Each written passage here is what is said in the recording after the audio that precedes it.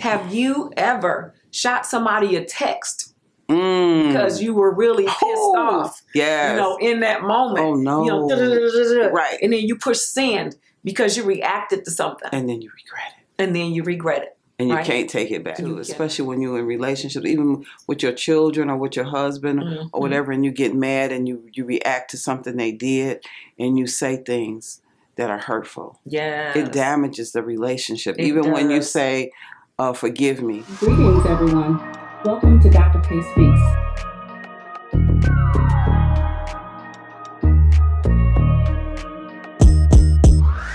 We have entered a new dimension in time. We are being called to evolve, transform, join us.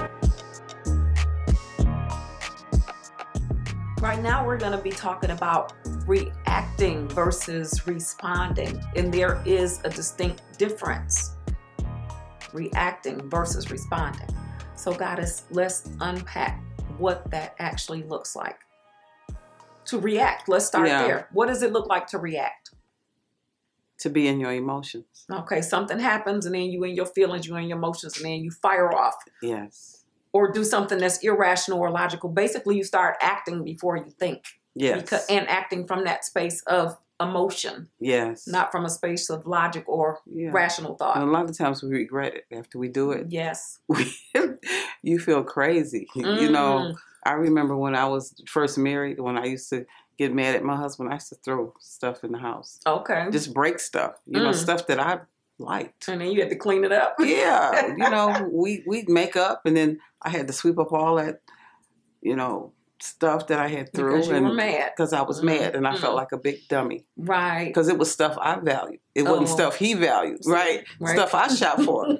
I had a cute little cat, a little porcelain cat that's shopped for it, sat on my glass table, loved it, loved sitting there looking at it, and I threw it because I was mad. Wow. What about this one? Have you ever shot somebody a text because you were really pissed off? Yes. In that moment. Oh no.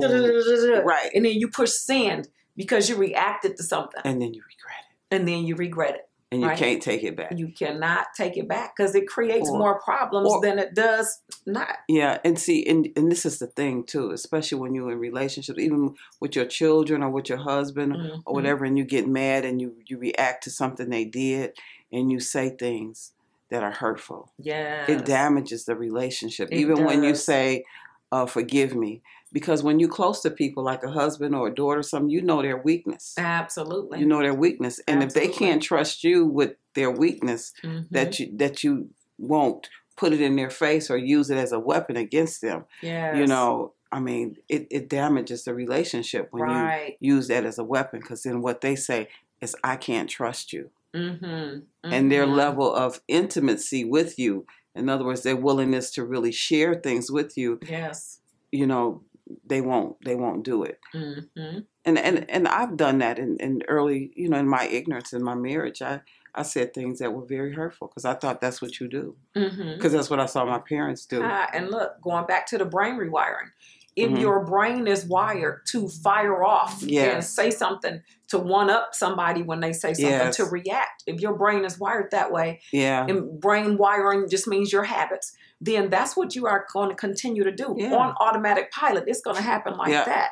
Bam. So if you have a habit of reacting, firing off on somebody, one-upping them or getting the best of them or whatever because you knocked the one or the two, then it's going to be really important if you want peace, though. It's going to be important if you want peace to rewire your brain, to change that habit. Yeah, you live what you learned.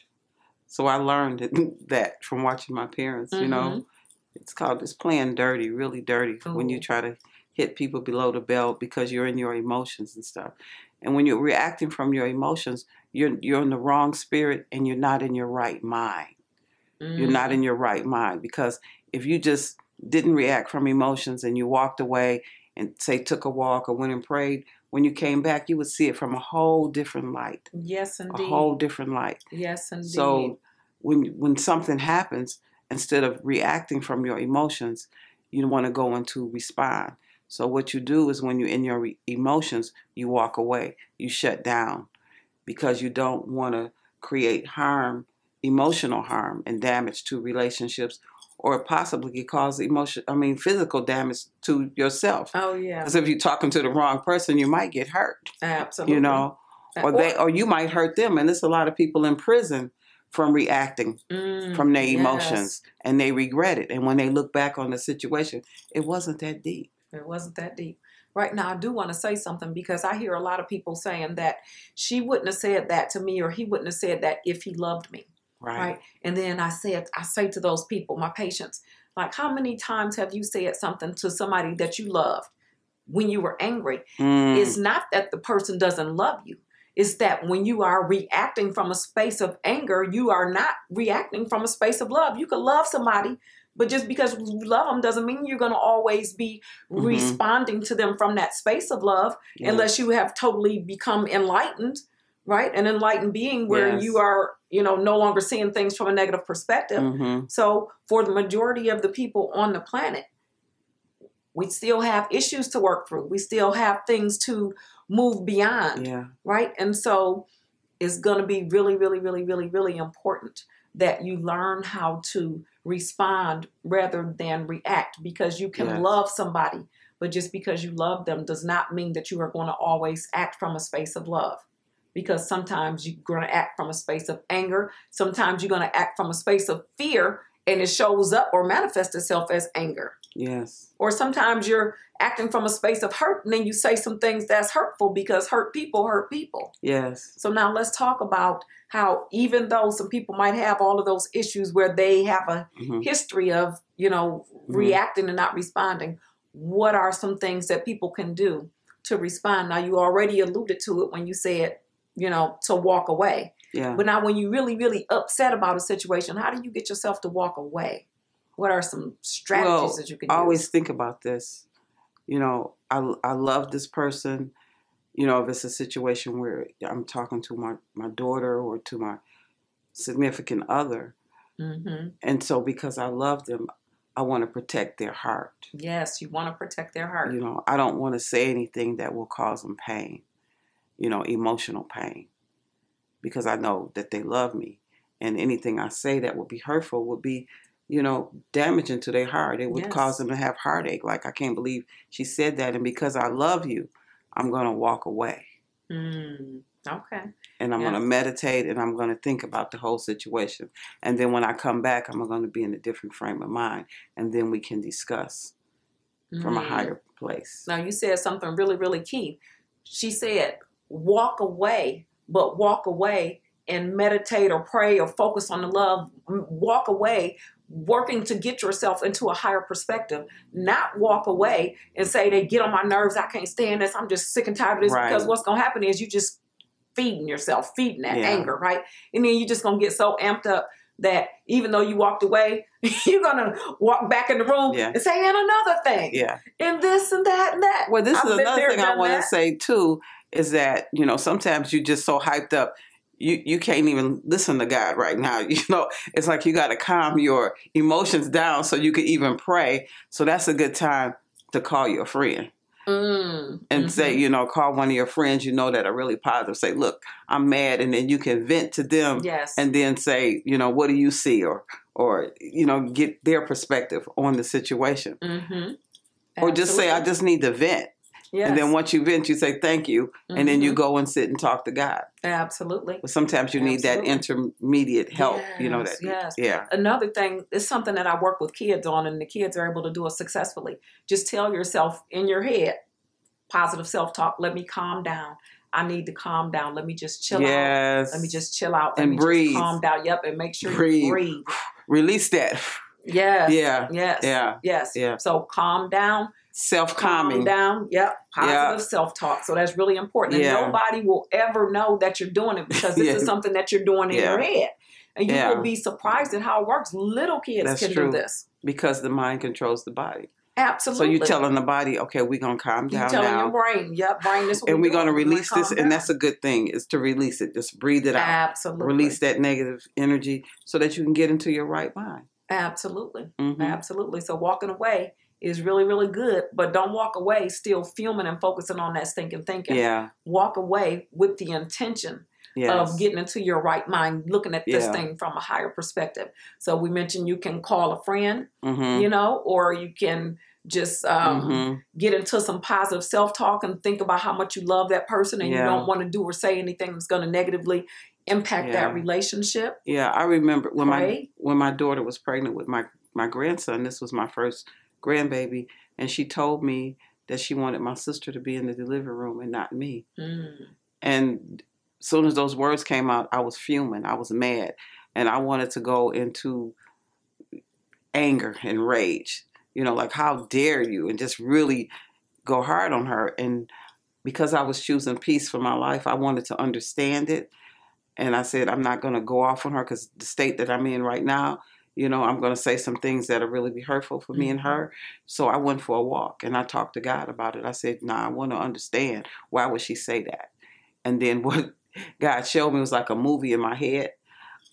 Back then I was very emotional, you know. If my daughter's on top of it, oh my God, oh, it's going to be okay. I would give her, you know, sympathy and stuff. But my sister was one of them hard-nosed people. You weren't thinking about that when you got that baby. Now you take them pains. You can take it. My sister would be like the drill sergeant and would make her toughen up.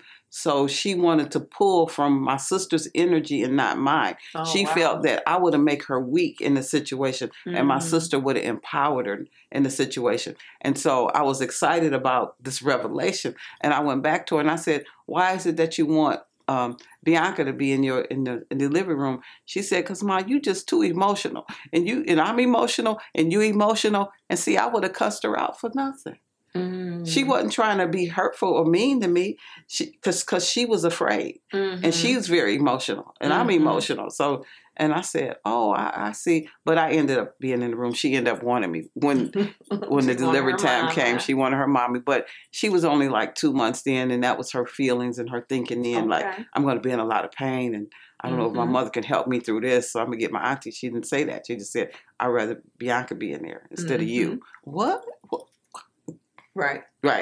So see, that's how that works. Yeah. So responding is always going to put you in a better position than reacting. If you are a reactionary person, maybe it's because you got a whole lot of unresolved issues going on. Yeah. And you're just so filled with uncomfortable emotions that if somebody does or says something, it's just that one straw that breaks the camel's back, that one thing that tips you over the edge. So in that case, you really want to work on resolving your issues. You really want to work on rewiring your brain. And how are you going to do that? You got to start identifying what your issues are.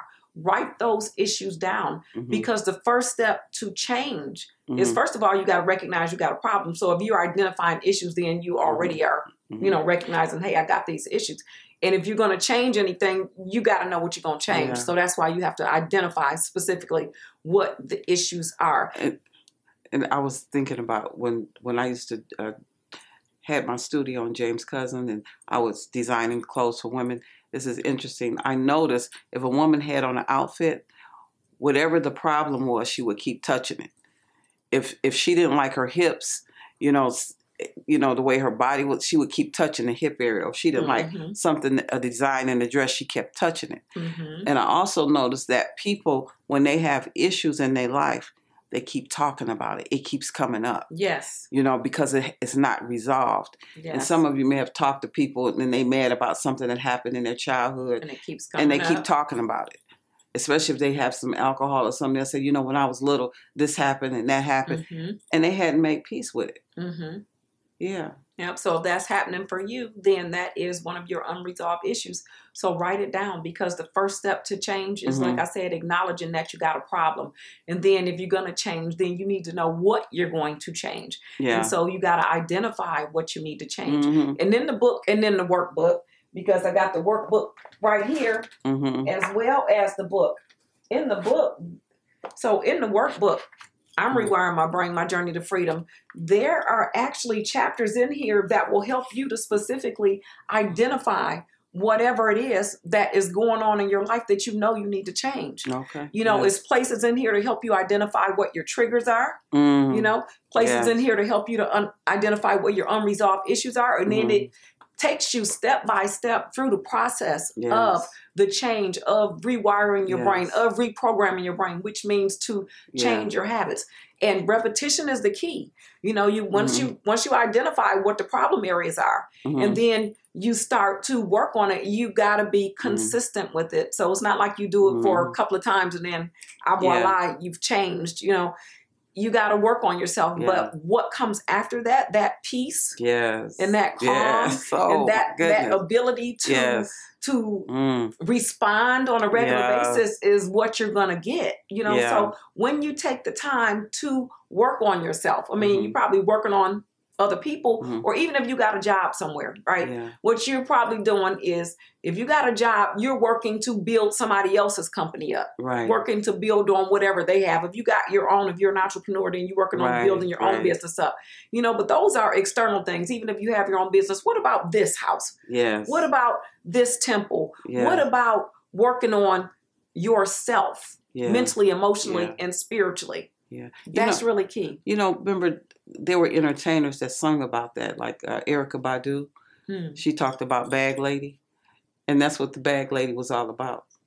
It was about people carrying too much stuff. Wow. You know, baggage from their experiences in life, and how those all them bags they were carrying was affecting their relationship. So she said, "You're gonna miss your bus." Remember, Bag Lady, you're gonna miss your bus. Keep walking around like that, you know.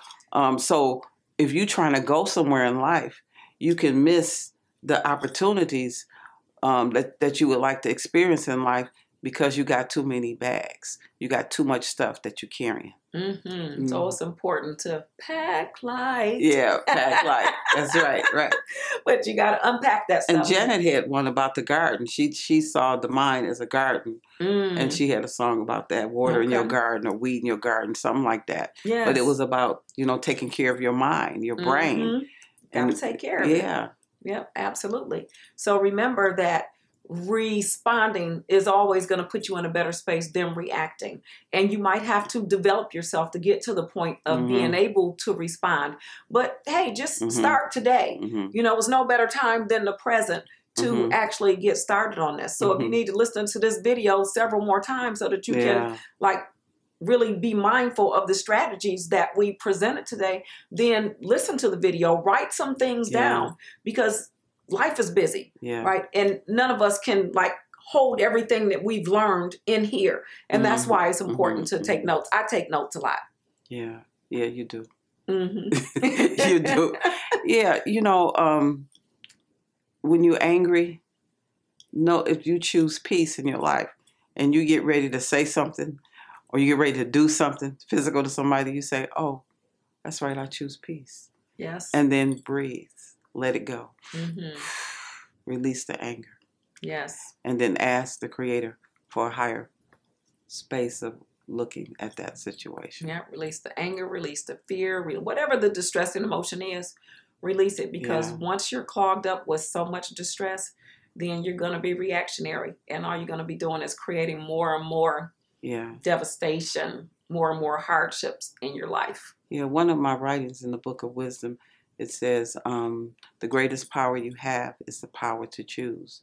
Each moment, each second of your life, you get to choose anger, fear, or pain, or you can choose love. Love is like water to a plant. It needs it to live. And the more love you have within you, the more alive you will feel, the more alive you will become. I think that's it for my memory. All right. That's beautiful. I think that's it. Wonderful. But the greatest power is choose. This day. Choose, and choose peace. Yeah.